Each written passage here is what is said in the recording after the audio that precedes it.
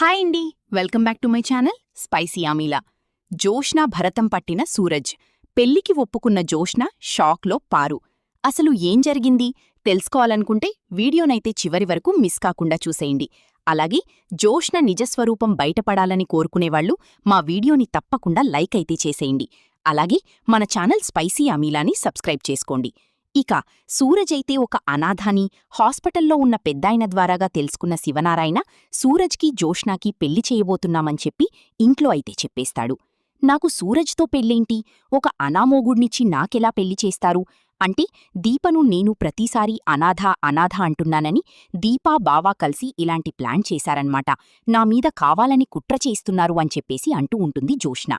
అయితే ఏం మాట్లాడుతున్నావు జోష్నా, ఒక మంచి అబ్బాయిని నీకు పెళ్లి చేయాలని చూశారు. సూరజ్ మంచివాడు, పైగా నిన్ను ఇష్టపడుతున్నట్టుగా మాకంతా అర్థమైంది. అందుకనే నిన్ను ఇష్టపడేవాడిని నీకిచ్చి పెళ్లి చేస్తే నీ జీవితం బాగుంటుంది అని చెప్పేసి మేమంతా ఆలోచించుకున్నాం. ఇందులో దీపా కార్తీక్ స్వార్థం ఏమీ లేదు అని అంటుంది. ఎవరు ఎన్ని చెప్పినా సరే నేను సూరజ్ని పెళ్లి చేసుకోను. ఒక అనాథని నేనెలా పెళ్లి చేసుకుంటానని అనుకుంటున్నారు? పెళ్లి చేసుకునే ప్రసక్తే లేదు అని చెప్పేసి కోపంగా జోష్నా అయితే లోపలికి వెళ్ళిపోతుంది. ఈలోగా పారిజాతం, ఏంటి వీళ్ళు వాడికిచ్చి దీన్ని పెళ్లి చేస్తే ఇంకేమైనా ఉందా, వాడు దీన్ని చెవులో బడ్లా తిప్పుకుంటాడు అని చెప్పేసి అనుకుంటూ ఇక అక్కడి నుంచి జారుకునే ప్రయత్నం అయితే చేస్తుంది. ఈలోగానే పారిజాతం, నువ్వేం చేస్తావో తెలీదు, జోష్నాని పెళ్ళికి ఒప్పించి జోష్నా సూరజ్ల పెళ్ళి జరిగి తీరాలి. ఇక మేము దీన్ని ఫైనల్ నిర్ణయం అని అనుకుంటున్నాం. నువ్వు లేనిపోనివన్నీ దాని చెవులో చెప్పి నీకు ఇష్టం వచ్చినట్లు ప్రవర్తిస్తే మాత్రం ఊరుకునేది లేదు అని చెప్పేసి శివనారాయణ గట్టిగా పారిజాతానికి అయితే వార్నింగ్ ఇస్తాడు. ఇక ఈలోగానే ఏంటి బావా ఇలా మాట్లాడుతుంది, ఏంటిది, పెళ్ళికి ఒప్పుకోదంటావా అని దీప అడుగుతుంది. ఎందుకు ఒప్పుకోదు, ఒప్పుకుంటుంది చూడు, మా ఓడు ఉన్నాడు కదా, ఏదో రకంగా ఫిట్టింగ్ పెట్టి ఖచ్చితంగా పెళ్ళికి ఒప్పుకునేలా చేస్తాడు.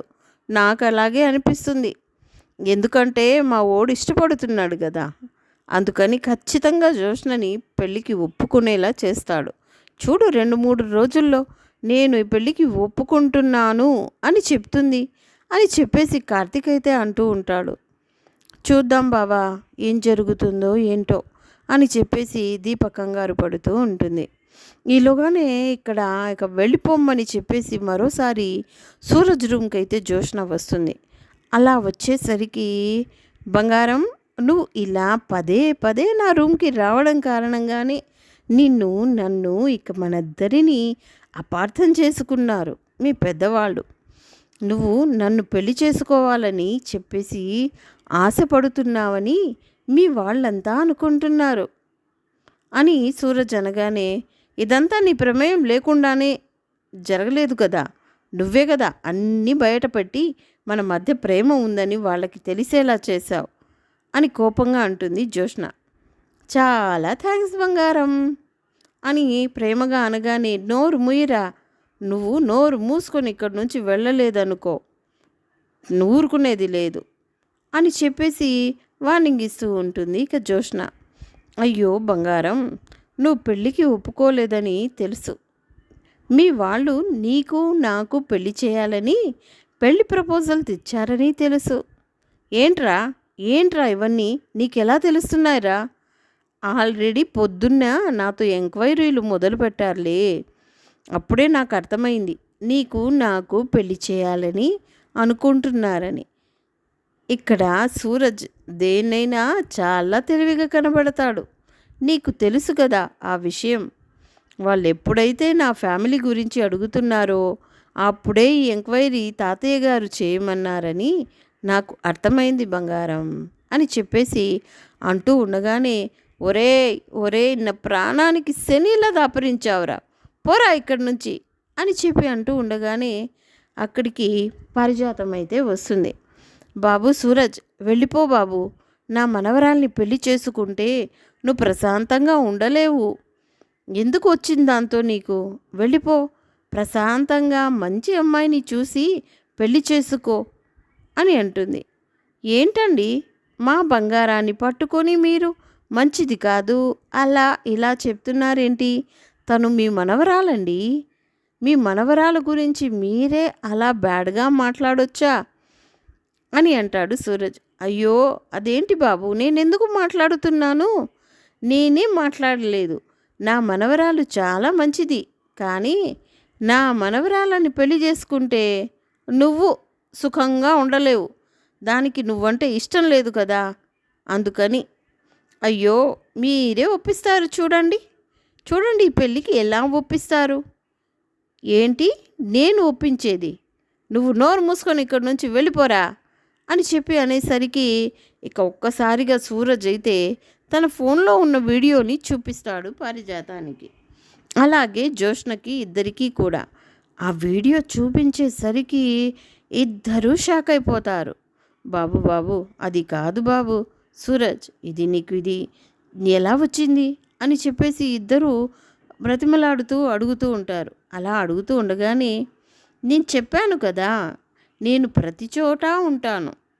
మీరెలాంటి వారో ఏంటో, ఈ ఇంట్లో ఏ కథ నడుస్తుందో అన్నీ నాకు తెలుసు. కానీ నాకు టైం వచ్చినప్పుడు దాన్ని ఉపయోగించుకుంటాను. మీకు తెలుసు కదా, నాకు ఏదైనా తెలిస్తే నా దగ్గర ఆగదన్న విషయం. మీరు మీ మనవరాల్ని ఒప్పిస్తారా? ఈ విషయం బయట పెట్టేయమంటారా? లేదు బాబు, ఒప్పిస్తాను. ఒసే జోష్న, ఒప్పుకోవే, లేకపోతే నువ్వు నేను బయటికి వెళ్ళిపోయే పరిస్థితి వస్తుందే. అసలే బాబు చాలా స్పీడ్, వెంటనే బయట పెట్టేస్తాడు. నువ్వు ఇంటి వారసురాలివి కాదు అని తెలిస్తే ఇక మన పని అయిపోయినట్టే. అసలు ఇదంతా వీడికి ఎలా తెలుస్తుంది గ్రాని? మనం ఏదో టైంలో మాట్లాడుకునేటప్పుడు వీడు వీడియోలు తీసి చాలా తెలివిగా మనల్ని బ్లాక్మెయిల్ చేస్తున్నాడు. నేను లొంగను, నేను వీడిని పెళ్లి చేసుకోను. ఒసే నీ కాళ్ళు పట్టుకుంటానే. ఇప్పుడు ఈ జీవితం ఆ జీవితం కాకుండా నువ్వు నేను రోడ్డు మీద అడుక్కు తినాల్సిన పరిస్థితి వస్తుంది. మీ తాత కోపానికి బలైపోతాం.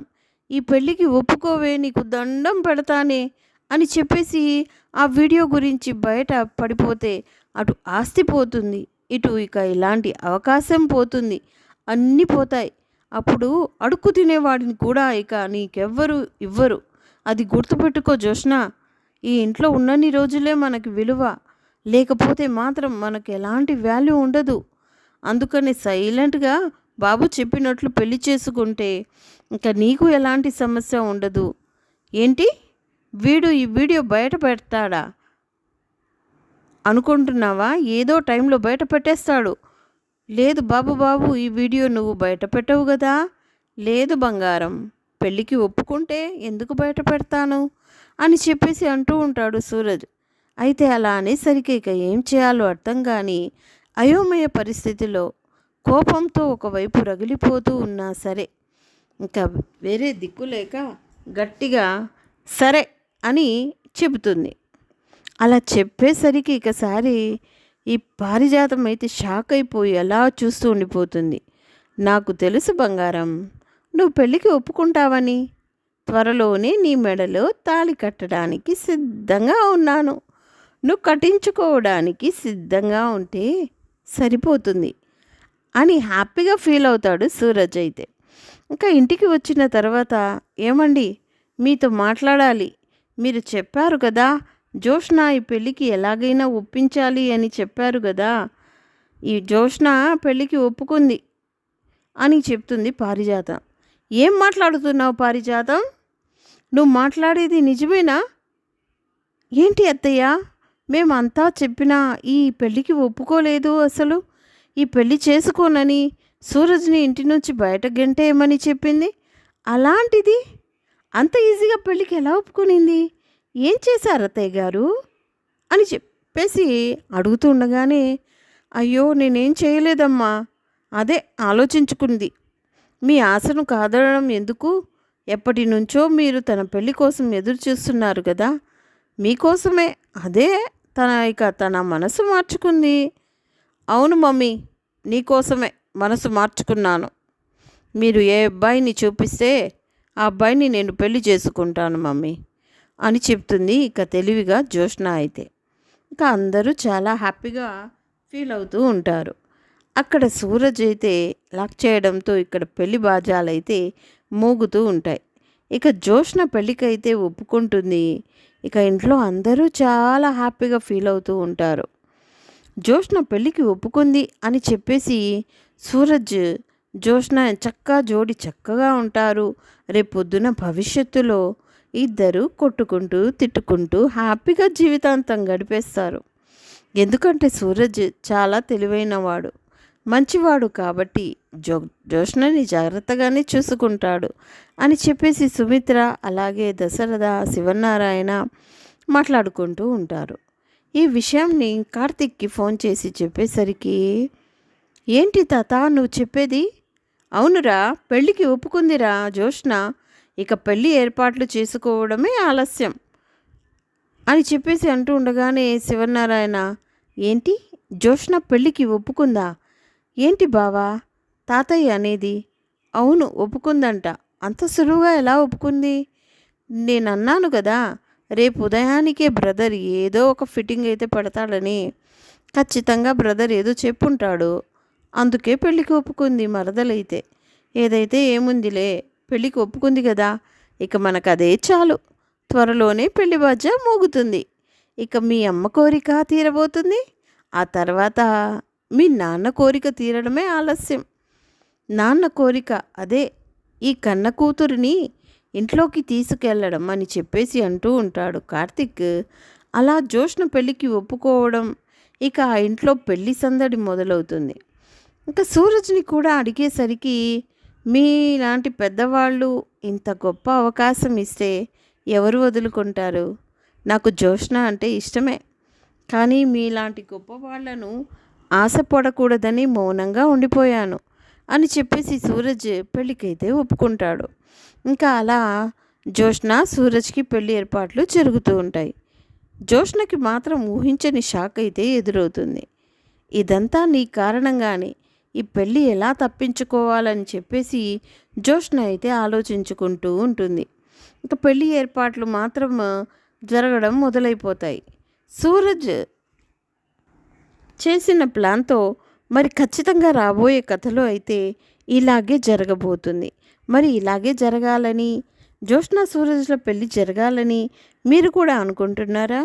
జ్యోష్ణ నిజస్వరూపం బయటపడాలని కోరుకునేవాళ్ళు మా వీడియోనైతే తప్పకుండా లైక్ చేసేయండి.